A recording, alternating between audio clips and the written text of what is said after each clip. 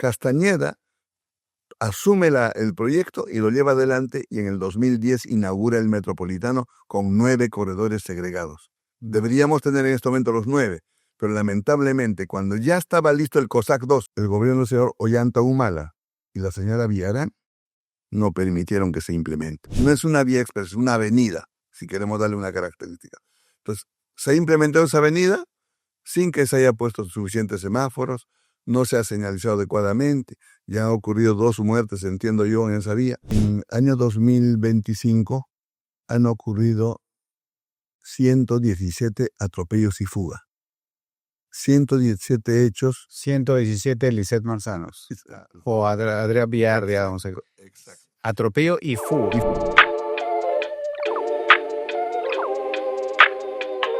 Iniciamos nuestro segundo capítulo de Decisiones que Mueven, un espacio para hablar sobre los desafíos y soluciones de movilización en Lima, y también de esas decisiones que tomamos todos los días, personales, empresariales y hasta públicas, ¿no? Hoy día tengo un invitado especial, el señor Luis Quispe-Candia, abogado, especialista, una autoridad en el tema del transporte y de tránsito. Yo soy un admirador personal desde hace 17 años más o menos que lo conozco. Justo ahora más temprano estábamos hablando de eso. Y cuando Luis habla, yo escucho y tomo nota. También tengo mucha curiosidad para preguntarle cómo así ha llegado a motivarse y tener su pasión durante tanto tiempo en este tema y poder ser esa voz que siempre necesitamos. Ahora, en esta etapa cumbre y pico de su carrera, está apuntando a un escaño que me encanta la idea, con el número 5, con el partido Buen Gobierno, el del solcito amarillo y rojo, el candidato a la presidencia es Nieto, o sea que también le vamos a preguntar sobre eso. Mi nombre es Patricio Portaro, y yo lidero una empresa de movilidad de personas que de uso particular y corporativo, básicamente tecnología aplicada al transporte. Yo me considero que soy parte del problema y por eso justamente quiero ser parte activa de la solución, y yo sé que como yo hay muchos que queremos hacer eso. Bienvenido, Luis, a este espacio que es hecho a la medida para ti. Y yo cuando tenía el proyecto de abrir este espacio, estas conversaciones, en el primero que pensé fue en ti. Me da mucha ilusión de tenerte acá y bueno, me has aceptado. Por supuesto, encantado, Patricio, de volverte a ver. Nos hemos comunicado por teléfono algunas veces, pero estoy muy feliz de verte y felicitarte por lo que también has avanzado como empresario. Recuerdo muy bien los primeros peldaños que hacías en esta tarea y bien porque eres líder en el campo, eres un ejemplo en el transporte de taxi, y mira cuán exitoso se puede ser cuando se hacen las cosas bien. De modo que renuevo mi felicitación y que todo vaya muy bien. Bueno, me has presentado, gracias por tus palabras. Y aquí vamos a compartir estos minutos. A ver, estoy esperando tus preguntas. Excelente, excelente. Sí, como te dije, ¿no? Esa vez que nos conocimos la primera vez, me entrevistaste, hiciste algún análisis y después dijiste, pucha, Patricio, si hubieran más taxi directos, esta cosa sería diferente. Me motivaste y bueno, se necesitan esas motivaciones al inicio, se necesitan más que nunca. O sea, que gracias por eso. Qué bueno, qué bueno. Yo te quería preguntar un poquito, a ver, te la hago un poco difícil y digo, ya, si fuéramos a escoger un solo cambio regulatorio de normas que impacte lo más que se pueda en la ciudad, ¿tú por cuál apostarías? Mira, en el mundo entero, en el transporte, existe lo que se llama sistema integrado de transporte. Para las personas que aún no conocen qué cosa es un sistema integrado de transporte, es una red de buses unido al sistema de metro, si es que hay metro en la ciudad, de tal forma que los pasajeros entran al sistema, marcan su tarjeta, hacen un solo pago y con eso pueden hacer transbordos durante su viaje. Bajan en un determinado lugar, suben a otro bus, pasan a un tercer bus, suben a un metro o vienen en el metro y viceversa. Hacen transbordos y llegan a su punto de destino rápido, pagando un solo pasaje. ¿Cuál es el beneficio de este sistema? Primero, se abarata el costo. Y ojo, lo más importante, está subsidiado el pasaje. en cualquier parte del mundo. Es un sistema que el Estado subsidia. Parte del pasaje lo paga el Estado. Entonces, lo tiene Chile, lo tiene Bogotá, están alrededor nuestro.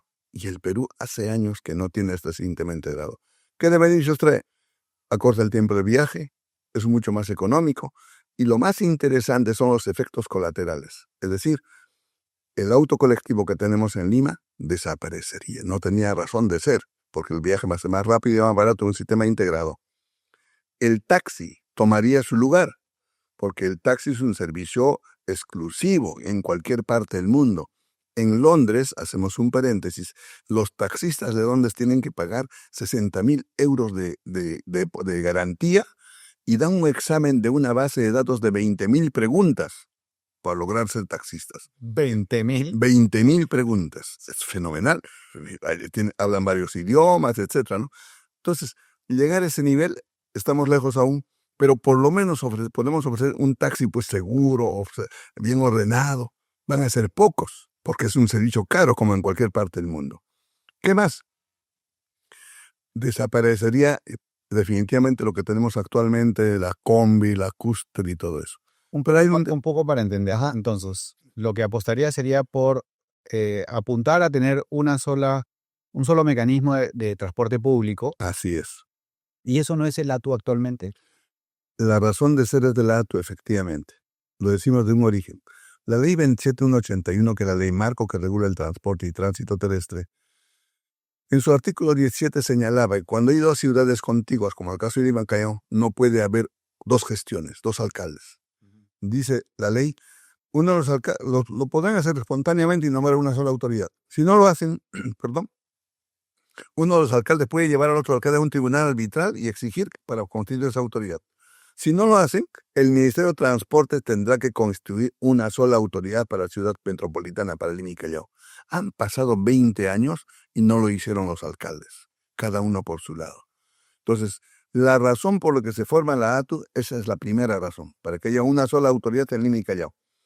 Y esta ley de creación de la ATU está precisamente preparar, es decir, organizar e implementar el sistema integrado, que son 4 condiciones que exige la ley. Primero, que sean propietarios de las unidades vehiculares. Segundo, que haya un recaudo electrónico, que haya vínculo laboral entre la empresa y los trabajadores, y el control GPS, por supuesto, para saber el movimiento de los vehículos. Entonces, el ATU sí tiene el mandato de hacer este sistema Claro, integrado. sí. Ah, ya. Ya Ok. tiene Entonces, si hay eso, ¿qué es lo que faltaría para que eso funcione? celeridad. Lo que han hecho hasta ahora los 5 presidentes que han estado en ese cargo, pues han avanzado muy lentamente los estudios. En este momento, hoy día, en esta fecha, pues ya está terminado prácticamente todos los estudios. Y hay un plan regulador, que es el que dice de qué rutas deben haber. Ya está el plan de movilidad urbana, lo han presentado hace algunos meses. Ya está incluso un dinero que va a asignar el Estado para implementar. Y hay un solo detalle en el que nosotros no estamos de acuerdo, y así lo han llevado todos los presidentes, tienen la idea equivocada de hacer con los actuales transportistas. Eso sí, para nosotros no va. ¿Por qué? Hay 385 empresas de transporte urbano tradicional, 385, que tienen 24.000 combis, cúster y buses.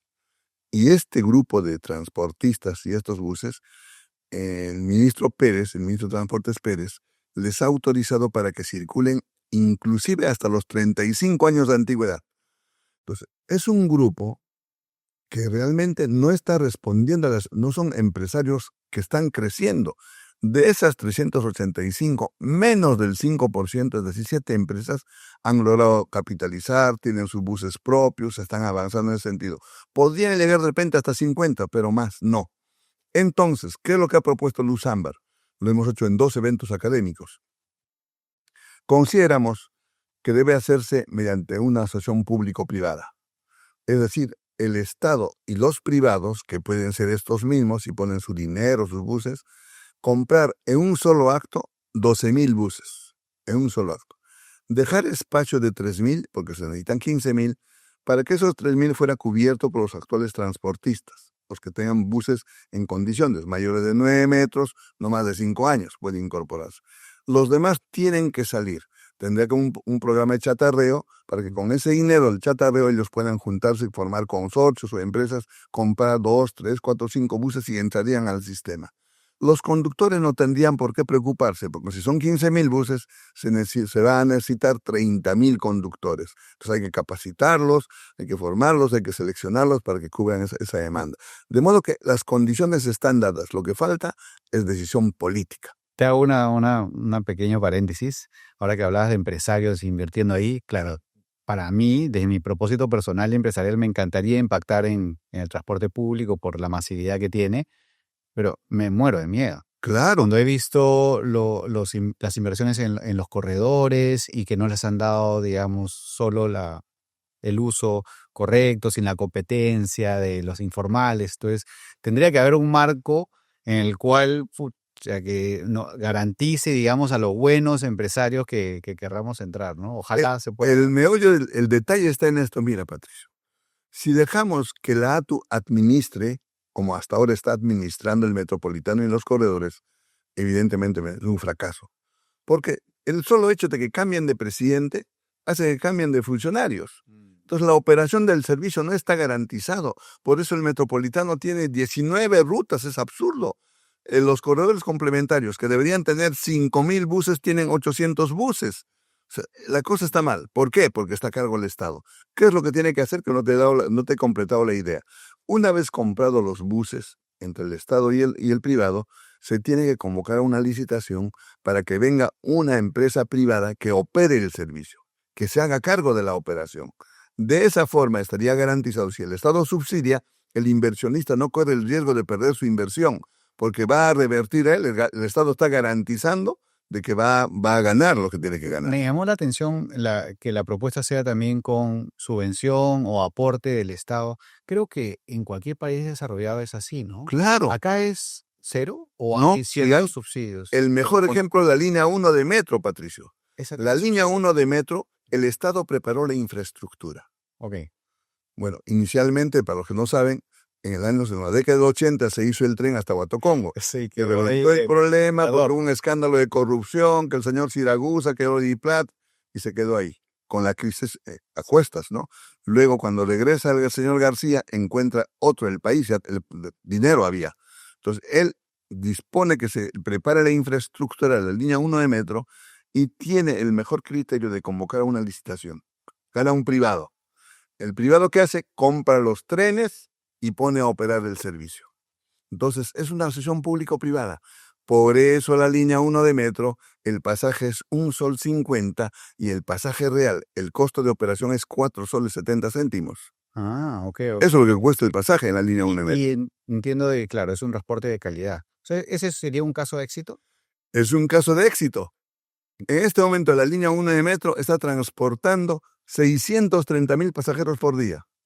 La gente espera en las estaciones hasta 40 kilómetros con tal de tomar el tren porque le es más barato y le lleva rapidísimo. La alternativa es increíble. Entonces hay que trasladar ese mismo modelo a los buses. El Estado solamente tiene que invertir, nada más. El privado es el que tiene que administrar. Actualmente en el sistema de buses, ahí el Estado no invierte. No invierte y no puede invertir, no pudo haber invertido tampoco por una razón. La ley que ha hecho referencia, la 27181, en su artículo 4, señala que el transporte es privado. No dice que es de servicio público, dice que es privado. Por eso alienta la inversión privada. Con el Metropolitano entran a licitación los cuatro consorcios, ellos entran a operar. Tenían accionariado de afuera y también peruanas, de transportistas urbanos, pero lamentablemente en el camino empiezan a perder, digamos, la clientela, los pasajeros, y no cumple el Estado en preparar la vía desde Naranjal hasta Chimpuopio, que son 8,5 kilómetros.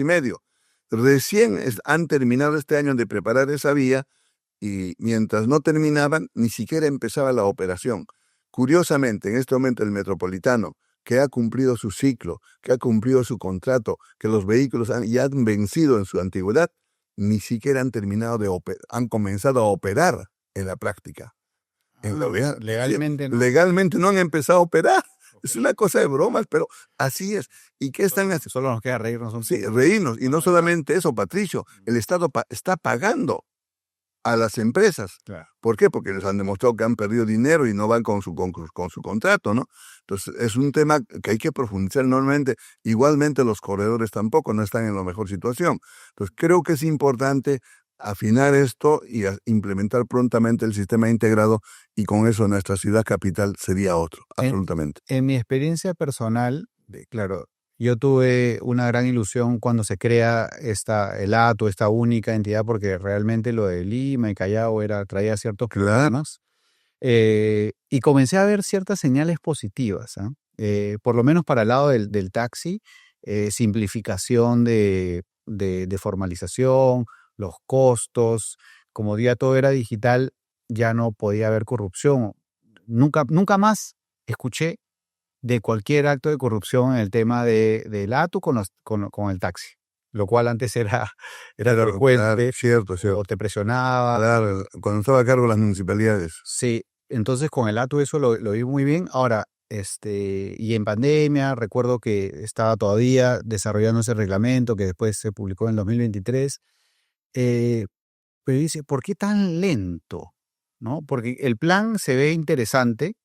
En el caso específico del reglamento del taxi, al final salió, no, le dio espacio a lo que se le llama las empresas cascarón y todo eso. Ya me desmotivó un poco todo el tiempo que se invirtió para las comparaciones, que eso también sí le doy al ATU. Habían conversatorios, te convocaban y tú dabas tu comentario tranquilo. Habían todos los tipos de representantes de las áreas. Entonces, yo me quedé con una buena impresión, una buena expectativa, pero se quedó ahí. Había gente de repente un poquito retrógrado, veían modelos que ya no funcionan, o querían replicar las buenas ideas del transporte público masivo al taxi, que es este tema de que sean dueños de su propio auto, cuando ese modelo no es exitoso en ningún lado. Pero mi pregunta iba, ¿qué hay que hacer para que el ATU pueda ser más rápida? Necesita más gente, necesita gente más calificada, necesita más empoderamiento, necesita presupuesto. Yo creo presupuesto tiene. Lo que hay que hacer es mejorar su equipo, ¿no? Yo diría eso. El hecho de que haya habido tantos cambios en la presidencia de la ATU me parece que ha debilitado a la institución. Por eso en la ley que crea la ATU tendrían que permanecer 5 años quien presidía esa institución, pero más adelante se cambió el que tenía que ser por retirar la confianza, y bueno, han tenido que pasar todo lo que ha pasado. Pero yo creo que en este momento la ATU es una buena institución, tiene la intención de mejorar, aunque hay algunos aspectos, como por ejemplo sobre las multas, que creo que debe corregirse, porque la ATU corresponde al Decreto Supremo 017, que es el Reglamento Nacional de Transporte. En el Reglamento Nacional de Transporte está transporte de personas, transporte de carga, transporte escolar, todas las modalidades de transporte, incluyendo el taxi. Y cuando habla las sanciones punitivas, las papeletas, en ese reglamento es máximo una unidad impositiva tributaria. Y en la ATU se han incorporado multas hasta 4 unidades impositivas tributarias, y ahora han bajado. ¿Con qué propósito han hecho ellos eso? Para tratar de aplacar, retirar a los autos colectivos, considerando que con multas elevadas se iba a retirar. Y no ha sido así. Sigue habiendo autos colectivos. ¿Dónde está el problema del auto colectivo? El auto colectivo es resultado del deficiente servicio de transporte urbano. Si hubiera un buen servicio en los corredores, a rojo o azul, no habría necesidad de auto colectivo, porque si no hay una frecuencia, y todo ha estado fuera del país, en cualquier ciudad que tiene un sistema integrado, la hora es la hora. En el paradero dice, tu bus va a pasar a las 8:08 y pasan las 8:08. No pasa 20 minutos después. En cambio aquí, yo estoy cerca de un paradero del corredor azul. Cada vez que paso por ahí, la persona me dice, doctor, mire, estoy esperando hace 20 minutos y no viene el bus. Oye, ¿qué va a hacer? Tengo que tomar un auto colectivo, no le queda otra. Entonces hay que mejorar el servicio del transporte, en este caso los corredores, el sistema integrado en sí, y los autos colectivos van a desaparecer. Y las multas no solucionan el problema. Esa gente ¿Cuántas veces de repente han comprado con buenas intenciones, otros no, definitivamente para sacar vuelta a la ley? Hay que regular. Las multas per se no van a solucionar el problema. Verdad que ahí he dejado ahí mi opinión sobre las multas en en tu libro del dicho al hecho, Ah, ¿no? ¿Cuándo lo sí. publicas? Está programado para el día 26. Estamos así Ojalá salga ajustando el tiempo y tiene que ser antes de fin de mes de todos modos. Realmente me Sí. parecen exageradísimas las multas, el monto. Oye, te quería preguntar, en este sistema integrado y toda la visión que tú ves para la movilidad en la ciudad, ¿tienes algún caso modelo cercano que tú dices, este quiero copiar? Me hablabas del londinense, pero Del ¿es taxi. algo más cercano? No, no del taxi, sino del Sistema, transporte del claro. sistema. Transantiago. Ok. Te cuento Sí, toda ya, la historia ya. rapidito. Yo estuve en Curitiba, en Brasil. Ujú. Ahí partió el sistema integrado, en Curitiba. Se hizo un sistema de buses para la ciudad. Claro que Curitiba es la cuarta parte de Lima, ¿no? Entonces, y era un sistema como el que contaba entre el pasajero y hace transbordos en el bus en la ciudad. Excelente. Entrar al sistema integrado en Curitiba es una maravilla. Hay una tranquilidad, música clásica en el salón del bus, Ah, ok. viajes tranquilos, una cosa maravillosa. Entonces, Bogotá copia ese modelo. El alcalde Peñalosa dice, voy a implementar el sistema integrado a la manera de Curitiba. Y implementa el Transmilenio de Bogotá. Yo estaba en ese entonces en un sector, estaba en el transporte como gerente de operaciones y estaba formando parte de un gremio de transportistas, del ACETUP. Entonces, ahí lideraba José Luis Díaz, algo más le voy a alegar a él. Entonces, él lo trajimos, estando yo ahí como el director del área de capacitación, lo trajimos a Peñalosa para que hiciera la conferencia, varias conferencias, presentando el sistema integrado para el metropolitano. Entonces Peñalosa dijo, no comunicó a ningún transportista, solamente dijo, voy a implementar el sistema integrado de la manera cultiva. Y cuando gana él las elecciones, recién vienen los transportistas y dicen, bueno, ¿y nosotros qué? Bueno, con ustedes o sin ustedes lo implemento. Si ustedes quieren formar parte del sistema, junten su platita, formen consorcios y entren al sistema. Y solamente hubo un grupo que se llamaba C99, respondiéndole al alcalde, formaron un consorcio de 7 empresas, gerenciado por Víctor Raúl Martínez, a quien también lo conozco. Fue el primer grupo que entra el sistema integrado, empieza el sistema integrado y actualmente están operando sus 9 corredores en Bogotá. Luego copia Lima. Es decir, el alcalde anda de viaje en el mes de noviembre del 2001, fecha en que fundamos Luzamba, viaja, yo no pude viajar por una razón que lamentablemente me impidió viajar, entonces Andrade viaja y regresa entusiasmado con el sistema integrado del Transmilenio. ¿Andrade? Andrade. Yeah. Y al regreso, él avanza con el proyecto. Pero cuando postula la reelección, con el debate en Manchay, recordarás con Castañeda, él pierde las elecciones y gana Castañeda. Castañeda asume el proyecto y lo lleva adelante y en el 2010 inaugura el Metropolitano con 9 corredores segregados. Deberíamos tener en este momento los 9, pero lamentablemente cuando ya estaba listo el COSAC 2, el Metropolitano 2, estaba listo, yo asistí a talleres, por lo menos 8 o 10 talleres. El gobierno del señor Ollanta Humala y la señora Villarán no permitieron que se implemente por su concepción política. Pobrecitos los transportistas, tenemos que favorecer a ellos, cómicos. Tienen una concepción socialista, para decirlo claramente, ¿no? Entonces ellos impidieron que avanzara el metropolitano e ahí presentan el sistema integrado los 5 corredores complementarios. Los 5 complementarios, el color rojo, azul, etc. Y estos deberían tener 5.000 buses y no tienen más que 800. No están en la ruta de integración, no están en la ruta de aproximación, no están en la ruta Resna, no hubo nada. El día que se inauguró la línea 1 de metro, del corredor azul, Guerra García, que era el vocero, el representante de la municipalidad, y yo escribimos en la columna de opinión del comercio, yo preveyendo lo que va a pasar, y él, por supuesto, enalteciendo el proyecto que llevaban a cabo. Yo dije, están empezando sin vehículos propios, sin que los conductores estén capacitados, sin que haya recaudo electrónico, sin que haya patio de maniobras. Esto va a ser un fracaso, y se ha cumplido tal como dije. Yo justo te quería preguntar, o sea, ¿qué decisiones o qué mandato hubo en la ciudad que es la que más te frustró o te puso triste? De repente, esas que hubo en esos años. Claro, porque fueron decisiones políticas. ¿Qué años fueron esos? El año se inauguró en el 2010. En el 2017 cambiaron de opinión. El 17 ya con 2017. claro, ya. con Vietnam. Ok. Ahí se malogró todo. Porque si ella hubiera continuado con el proyecto del Metropolitano, tendríamos en estos momentos 9 corredores con sus alimentadores, Sí. igual que en Bogotá. Y luego de nosotros viene Transantiago. Y Transantiago fue un éxito. Lo interesante en Transantiago y lo que yo pretendo hacer aquí en Lima, y espero conseguir con la ayuda de las autoridades y la comunidad, en Transantiago, cuando empezaron con el proyecto, fijaron la hora de tal fecha, a tal hora, ya no circula más. Ninguna combi, ningún cus, nada. Van a entrar al Transantiago. Y pusieron 5.000 buses en un solo acto y empezó a operar el Transantiago. Evidentemente renunciaron 2 ministros, la gente se quejó que tenían que caminar, etc. Hoy en día Transantiago están cambiando con buses, tienen más de 1.500 buses eléctricos. Es una maravilla.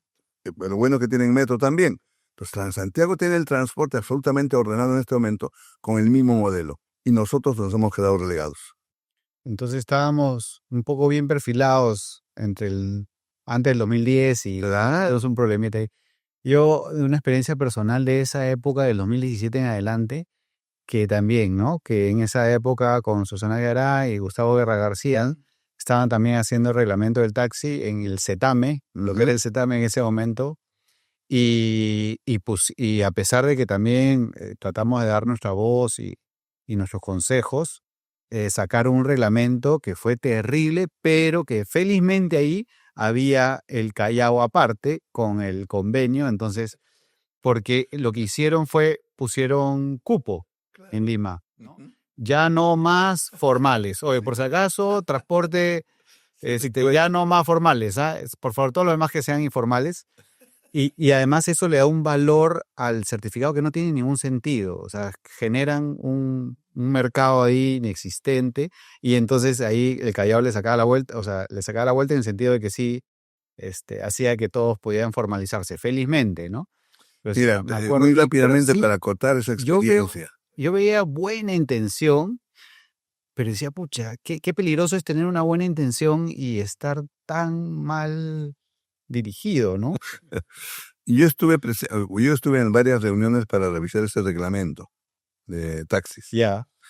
Yo llevé 2 sugerencias. Una, dije, tienen que pintar de amarillo los taxis.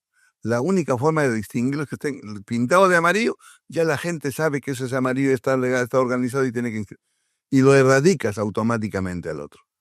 Y me dijo la gerente que estaba, no, pobrecitos, no se les puede exigir a que pinten de amarillo. Y pusieron, ¿te acuerdas? Esas líneas paralelas en Los cuadraditos, los ¿no? cuadraditos amarillo y cuadraditos rojo y blanco. Sí. Rojo y negro. Creo que negro y blanco era para los de estación y para los independientes amarillo y negro. Amarillo, sí. Los stickers retroreflectivos. Cerraron, como bien dice, cerraron no más inscripciones en Lima y todos se fueron al Callao y se generó.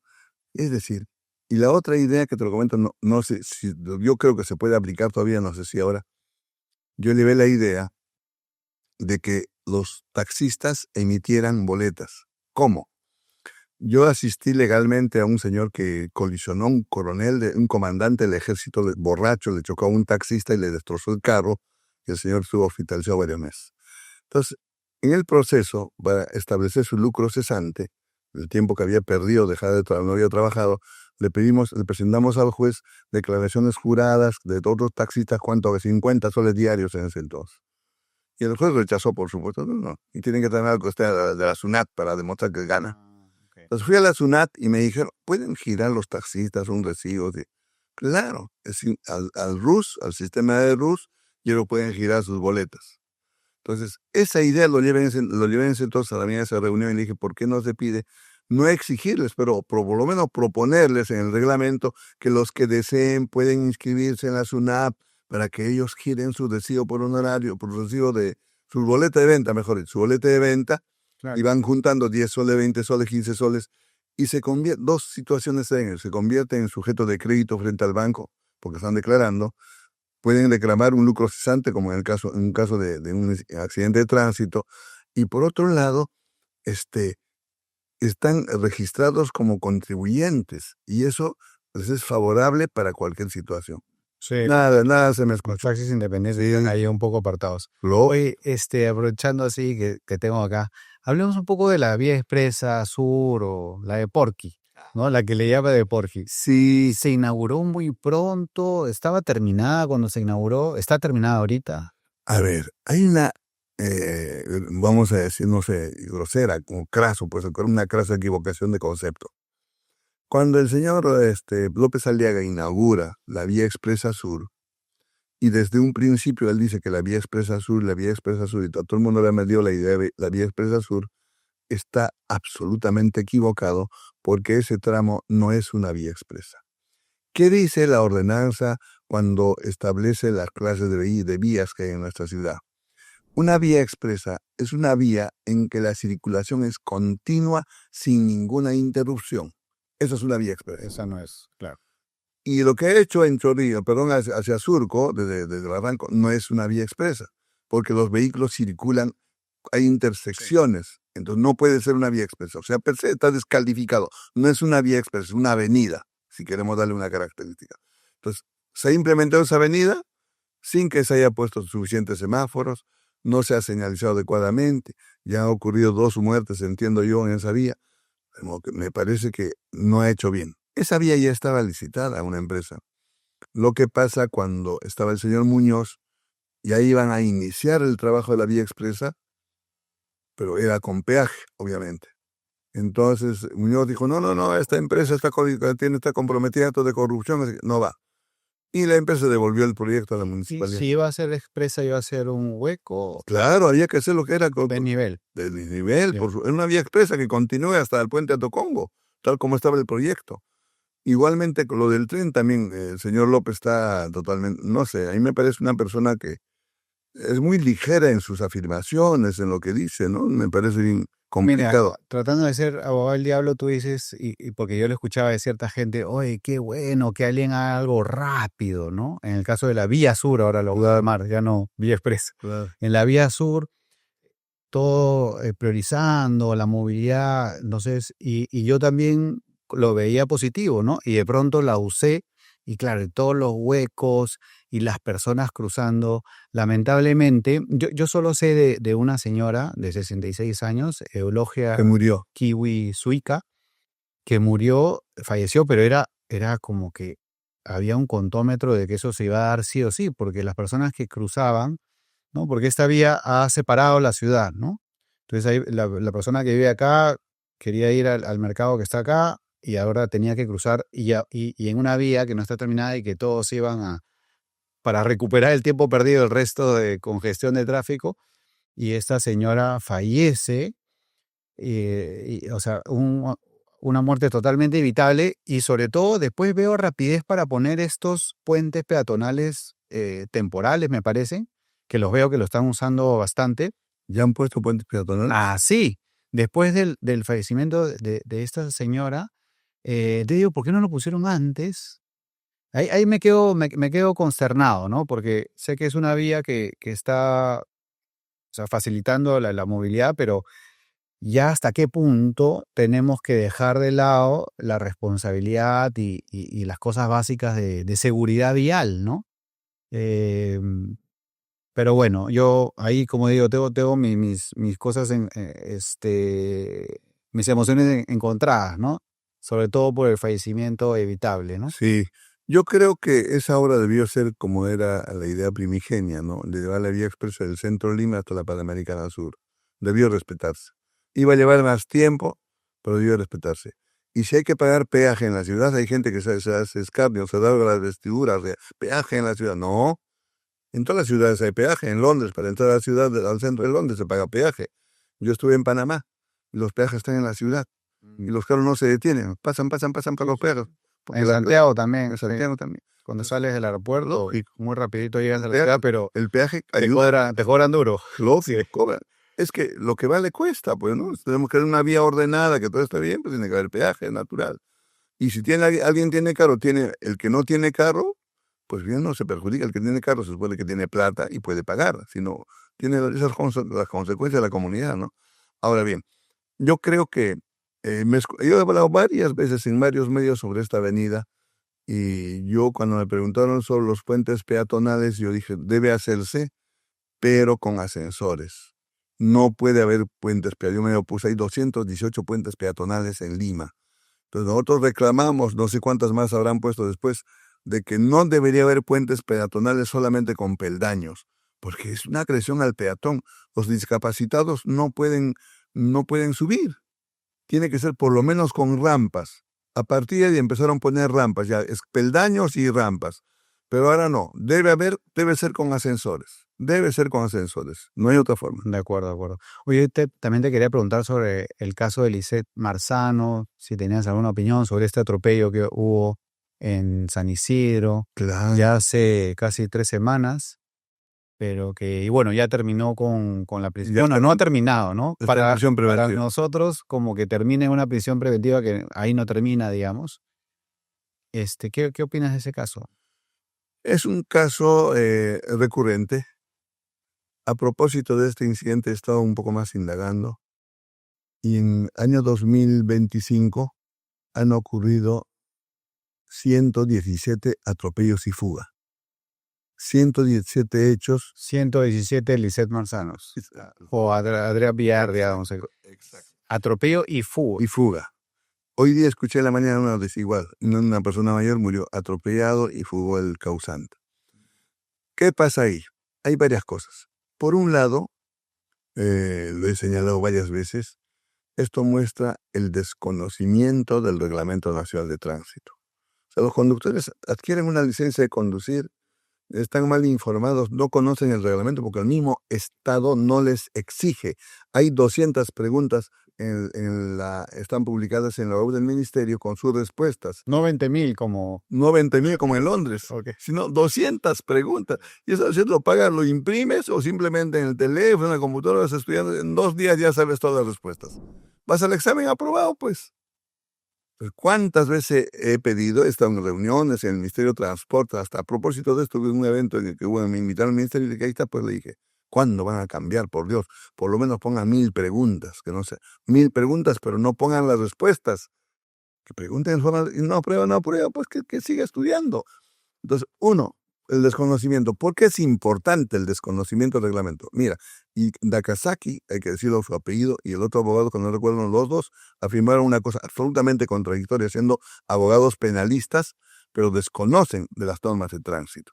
¿Por qué hay que subrayar las normas de tránsito en los accidentes de tránsito? Porque el artículo 111, que habla de homicidios culposos, el artículo 124 del Código Penal, que habla de lesiones culposas, en su enunciado al final, en el último párrafo, dice que también incurre en este delito por la inobservancia técnica del tránsito. Es todo lo que dice. Inobservancia de las reglas técnicas de tránsito. ¿Y dónde están las inobservancias? Está en el reglamento, en ese y en otros reglamentos. Entonces, los fiscales y los jueces tienen que conocer el reglamento y los abogados también para defender a sus patrocinados, sea cualquiera que su participación. Igualmente los fiscales para llegar a la verdad y sancionar como corresponde. ¿Qué pasa en este caso? El reglamento dice, cuando un conductor participa en un accidente de tránsito, primera obligación, si hay heridos, comunicar inmediatamente a la ambulancia, ¿no? SAMU, los bomberos. Segundo, reportar a la policía. Él tiene que llamar comunicando, señor, acaba de producir un accidente de tránsito, para que venga al lugar, la policía, esa persona es la policía. Y guardar el escenario de la escena del crimen, aislar con conos para que no hubiera ninguna interferencia, viene la policía para que investigue. Identificarse ante el policía y esto, someterse al dosaje etílico. Es su obligación. O sea, el señor que atropelló, el señor Villar, no hizo nada de eso. Atropelló y se dio a la fuga. Y lo más grave de todo, esto está en público conocimiento, el informe de la policía establece, creo, 44 kilómetros por hora, que el vehículo iba a 44, algo así. Eso parece bastante más. Mucho más. Sí. Mira, en el año 2021, en nuestro país se cambia el Reglamento Nacional de Tránsito bajando de 60 a 50 kilómetros en las avenidas y de 40 a 30 kilómetros en las calles y jirones. ¿Por qué? No ha sido iniciativa de nuestras autoridades, es una recomendación de la Organización Mundial de la Salud. señalando que en todos los países del mundo bajen la velocidad en la zona urbana. ¿Por qué motivo? Los estudios señalan que cuando una persona es atropellada o participa en un accidente de tránsito a menos de 50 kilómetros, va a sufrir lesiones, pero no muy graves, y menos la muerte. Pero cuando un vehículo ya va a más de 50, 60, 70, las lesiones van a ser muy graves o la muerte inminente.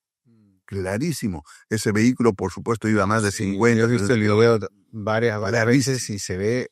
No entiendo de dónde viene tan rápido, ¿no?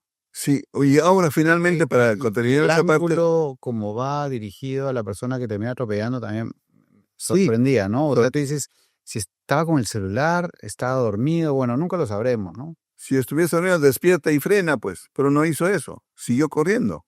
Sí, corrigió, ¿no? Corrigió, pero siguió corriendo, no se detuvo. Porque si no, él se hubiera afectado más, ¿no? Claro. Él al final no ha tenido un choque seco, digamos. No. Solo, Sí. Y yo quiero llamar la atención a lo que mencioné a Nagasaki, cualquier otro abogado que nos esté escuchando, tiene que conocer el reglamento. Y no puede ser Nagasaki. No está, el Código Penal no indica que el delincuente tiene que presentarse indicando que es el cometió el delito. Por Dios.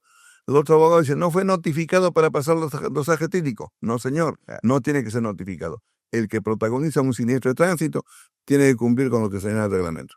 Increíble que haya 10 de estos casos al mes. Claro, sabemos que hay mucho más muertes por accidentes de tránsito. Más de 3.500. 95.000 siniestros de tránsito al año. 54.000 lesionados. De esos, el 40% discapacitados de por vida.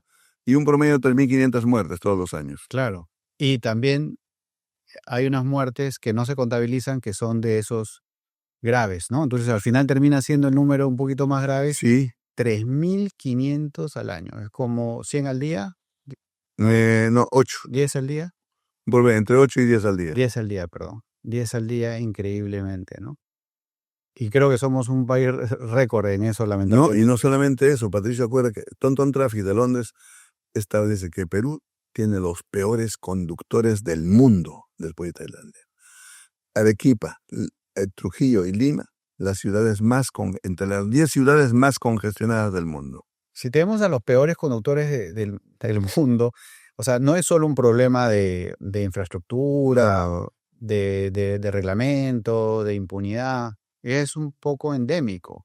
Claro, el problema es endémico y precisamente parte del falta de ejercicio de la autoridad, ¿no?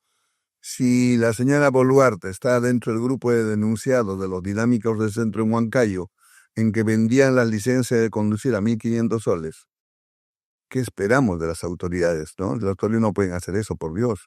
La calificación para acceder a una licencia de conducir tiene que ser mucho más exhaustiva. No recordaba que el caso de los dinámicos del centro era por licencia de conducir. Me acuerdo que era una corrupción, pero... Era por vender licencia de conducir, está comprometida la señora Boluarte. Claro, creo que la plata llegaba a sus cuentas, ¿no? Claro. Algo así. Bueno, y un poquito pasando al tema personal, porque yo tengo también curiosidad. ¿Cómo te has involucrado? O sea, ¿qué pasó algo de joven, de adulto? ¿Cómo así te involucraste tanto con este tema que en verdad falta que más personas se involucren y lo tomen en serio, digamos, el problema del transporte y que podemos cambiarlo, ¿no? ¿Tú cómo así? Bueno, evidentemente el primer contacto que tengo con este problema fue en la Guardia Civil. Recuerda que yo tuve una formación primero, si se quiere, una formación religiosa, ¿no? Yo me formé en el seminario San Antonio Abad del Cusco, yo me formé para sacerdote, estudié todo el seminario menor y filosofía. Entonces, mi vocación misma era de trabajar con la comunidad, de hacer algo con la comunidad. Vine a Lima para hacer un trabajo pastoral y no regresé más y cambió todo mi destino. Ingresé a la Guardia Civil y era una institución muy querida en ese entonces, la Guardia Civil, que es la policía uniformada, ¿no? Respetada, querida. Tenía un eslogan que eso nos explicaran en la escuela claramente, no sé si recordarás, todavía decía, el honor es su divisa. Pero ese lema no es solamente ahí. El honor es su divisa. Ese es el eslogan de la Guardia Civil. Pero el artículo completo, el artículo 12 del reglamento decía, el honor es su divisa del Guardia Civil, porque una vez perdido, no lo recupera jamás. Esa es la importancia del honor. No solamente en la Guardia Civil, cualquier persona humana, nuestro honor es lo más valioso. Entonces, en esta institución en el año 80 fui destinado a la unidad de tránsito. Y cuando estuve en tránsito, el director general, el señor Alzamora Valdés, un tipo de primera, era deportista, ordenó que todas las dependencias policiales llevaran a los niños al campo de base para que hagan deportes. Entonces a mi unidad, yo apenas había llegado en enero, esto ocurrió en marzo, y el jefe de la unidad, alguien le habrá, no sé, lo cierto es que me llamó y me dijo, me dicen que usted puede hacerse cargo de los niños, llevarlos al parque. Dije, pero lo que están haciendo no es suficiente, le digo. Hay que hacer un programa para los niños, para que este trabajo sea consistente, no solamente llevarlos al parque los sábados. Si usted me permite, hago un plan de trabajo y se lo presento. A ver. Preparé a máquina de escribir. ¿Cuántos años tenías en esa época? Yo tenía pues 27 años. Ok. Entonces preparo un plan de trabajo. Diciendo a los niños hay que darle actividades deportivas, recreativas, culturales, de esparcimiento cívicas, religiosas. Los agrupé a los niños, los más pequeñitos, los colibrí, los gorriones, águilas y halcones por edades, y empecé a darles programas para los niños. Me dieron en el barrio El Porvenir, en La Victoria. Esa institución que fundé, que se llama Amigos de la Guardia Civil, al final la institución lo tomó y lo estableció en todo el país. Hasta ahora existen todavía, creo, en algunas dependencias, no sé cómo estará, pero sí, pero esa institución creció así. 9 años estuve a cargo de eso, haciendo labor social, y con estos niños, como estaba en una unidad de tránsito, con estos niños hacía educación vial. Okay. Así como los scouts salen los 30 de agosto, yo le preparaba a ellos, y ellos salían a dirigir el tránsito. Hacíamos campañas de educación vial con ellos. Y después de 9 años, el general me llamó a la dirección, y en la dirección me dijo, ¿qué más podemos hacer acá? ¿Qué ideas tiene? Entonces, ahí organicé el Departamento de Proyección en Comunicación Social. Por primera vez formo 50 policías, 25 mujeres, 25 varones, como promotores de educación vial. Teatro, todo, para que se formen. Mandé 2 a cada, en ese entonces habían 17 UGEL en Lima, a los 17 UGEL en pareja, un hombre y una mujer, a dar charlas a los niños, educación vial. Empecé a hacer programa de capacitación para los choferes ahí. Primera vez, nunca se había hecho capacitación a todos los choferes de transporte urbano.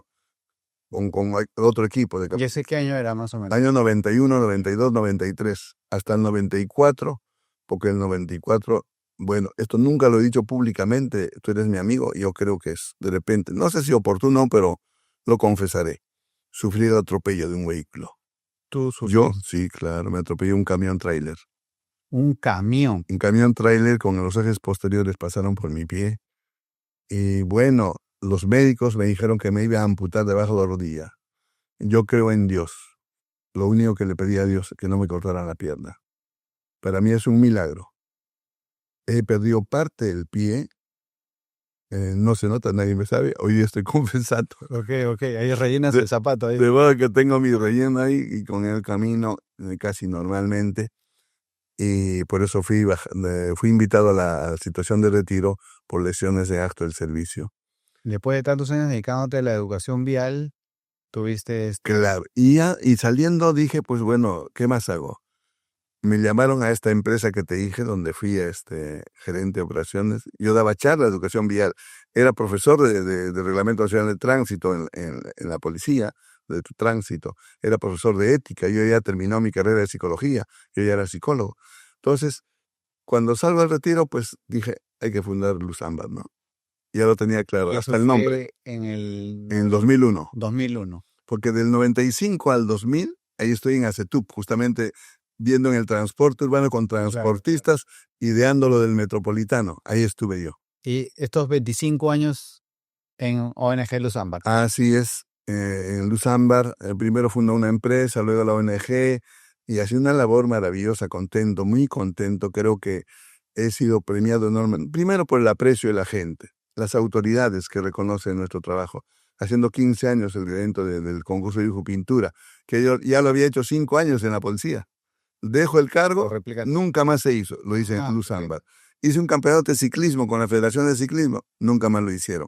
En Luz Ámbar no he replicado eso, por hecho estoy haciendo otras actividades pues, relacionadas siempre a la seguridad vial. Claro. Y no solamente eso, tenemos un área de defensa de las víctimas, hay señoritas abogadas que se encargan de defender a las víctimas gratuitamente. Labor linda en Luz Ámbar que creo que la población reconoce de alguna manera. Cuando conocí tu tus programas con los niños, dices, claro, esa es, ¿no? Hay que trabajar porque ya nosotros tenemos que volver a nacer de repente Sí. con ellos. Y yo veo en las nuevas generaciones ciertos cambios positivos, ¿no? Claro, después te sale un caso como el anterior que hablábamos, que es un joven, ¿no? Pero hay ciertas cosas como tomar y manejar que ya creo que estas generaciones lo han dejado de lado y acá lo han bajado mucho, ¿no? Pero todavía creo que falta algo más como ciudad. Y ahora te has metido en la política y ¿por qué no te habías metido antes? Pero bueno, ¿cómo así entraste en todo caso ahorita? Bueno, lo cierto, Patricio, es de que he sido invitado todos estos años. Los Ok. partidos me han invitado mucho, todos los años me invitaban. Mi primera experiencia... ¿No te sentías suficientemente capacitado? No. Lo que no quería oportuno. Además, los partidos que me invitaban no me convencían, ¿no? Pero sabes que antes de estar aquí, estuve en las elecciones municipales anteriores. Lo conocí al señor Pedro Cenas. Pedro Cenas es el fundador de Avanza País. Ok. Entonces, me invitó un amigo ingeniero, ya habían terminado, ya había estado definidas las elecciones, etc. No voy a mencionar ese partido, me invitó hasta el último, hice de charlas, capacitación. Y el día de las inscripciones, el jefe de prensa me dijo, doctor, están poniendo la lista. Cuando averigué, no estaba en la lista. No tuvieron ni siquiera la cortesía de decirme, no lo han puesto, no, bueno, no importa. Entonces, ahí me llamó un amigo para ser parte, para apoyar al presidente Hernando de Soto, como un equipo de apoyo de expertos de diferentes materias. Entonces ahí me reconoció, estamos todos con mascarilla, Pedro Cenas, y me dijo, quiero hablar con usted en privado después de la reunión. Y él me dijo, señor, qué pena que no he hecho contacto con usted, qué bueno que haya venido. Por favor, intégrese al partido. Necesitamos personas como usted en el partido. Vaya usted al Congreso, a la municipalidad. Yo soy el fundador, es el fundador de ese partido. Y venía las elecciones municipales, le dije, bueno, voy a inscribirme, le dije. Me inscribí. Entonces vino a las elecciones y el alcalde de Miraflores, Lucho Molina, él participa en las elecciones pasadas a la municipalidad. Entonces, la anterior, la que está acabando. La que está acabando. Entonces Lucho Molina me había llamado a su despacho para consultar un caso de tema de tránsito, y le comento, digo, mira, me he inscrito en el partido, le dije, para ir a la municipalidad. Me abrazó el centro y dice, mira, tienes que ir conmigo. Él iba a la municipalidad. Y créeme que me sentí tan gratificado cuando hizo la lista para regidores. Nos reunió a todos en un hotel en Miraflores y nos dijo, bueno, cada uno está en el lugar que corresponde. Aquí nadie ha pagado un centavo, nada, ni para el partido, ni nada. Así que nadie tiene por qué reclamar porque hemos escogido a cada quien en su lugar. Patricio, ahí me pusieron en el número 3, el teniente alcalde, la doctora Esquivel, una abogada muy reconocida, y luego a mí. Me dieron el número 3 para regidores. Y te consta que tú no pusiste nada. Absolutamente nadie puso nada. A nada. todos nos falta. Entonces, cuando fuimos con nuestros documentos al Jurado Nacional de Elecciones, anularon a toda la lista. Y porque después almorzamos con él, dijo, oye, ¿qué pasó detrás de esto? ¿Qué pasó? El problema está que faltaban firmas. No me dijo nombres, no me dijo más. Claramente está que alguien del partido no ha firmado los documentos que tenía que firmar y nos sacaron a todos, porque no fue un negocio para el partido de centro. Ya había muerto, perdón, Pedro Cenas había muerto lamentablemente en el COVID. Y eso dije, esto es mal, la política está mal. Me sentí mal, inmediatamente renuncié. Estaba ahí, llegaron las elecciones. ¿Qué partido era ese? Avanza País. Avanza País. Entonces, ¿Luis Molina fue con Avanza País? Claro, a la alcaldía. Pero igualmente todos salimos, pues, a todos. Entonces, para estas elecciones me buscaron 5 partidos, Patricio, 5. Ya no los voy a mencionar. Pero al final llegó el señor Jorge Nieto. Y nos sentamos una tarde a conversar con él largamente, 3 horas, hablé de su plan, le dije, a ver, cuál está el plan de gobierno, cómo pensaba él. Yo también le dije quién era yo, etc. Y nos citamos para 2 días después para definir, porque él me invitó, ese mismo acto me invitó, quería ir a Cámara, a senadores o a diputados, usted escoja. Él no te conocía de antes. No me conocía de eso. Le dieron referencias y me invitaron. Entonces, ahí definí, dije, bueno, si voy a ser útil en el Congreso tendría que ser a diputados, porque para preparar pues proyectos de ley, ¿no? Y así fue que, y incluso me sugirió que alguno, no, le dije, yo soy invitado, ustedes pónganme en cualquier número. Me dieron el número 5. Hermoso número, ¿no? Sí, lindo, bonito número. Entonces, estoy en esta lid, Patricio, con mucha fe. Es un partido nuevo, me siento bien desde el origen del partido. Como recordarás a nuestro cronista yacuchano, Guamampo Madayala, se ha inspirado en este libro el partido, porque el libro que escribe Guamampo Madayala se llama Las Nuevas Crónicas de Guamampo Madayala. En ese libro cuestiona al gobierno español, a los españoles, cuestiona cómo estaban gobernando y él da ideas cómo deberían gobernar en un país que estaban conquistando, ¿no? Y ese libro, ilustra su libro con más de 300 páginas dibujadas de Guamampo Madayala, y de ahí se tomó el nombre, por eso, Buen Gobierno, y el sol radiante, ese sol sonriente que está en nuestro logo, es un dibujo de Guamampo Madayala.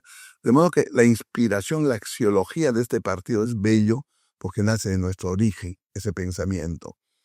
Y lo otro es que eso me llamó la atención, por eso acepté. No hay ningún solo excongresista, que ahora los llaman, con el perdón de la palabra, los reciclados. No hay ninguno.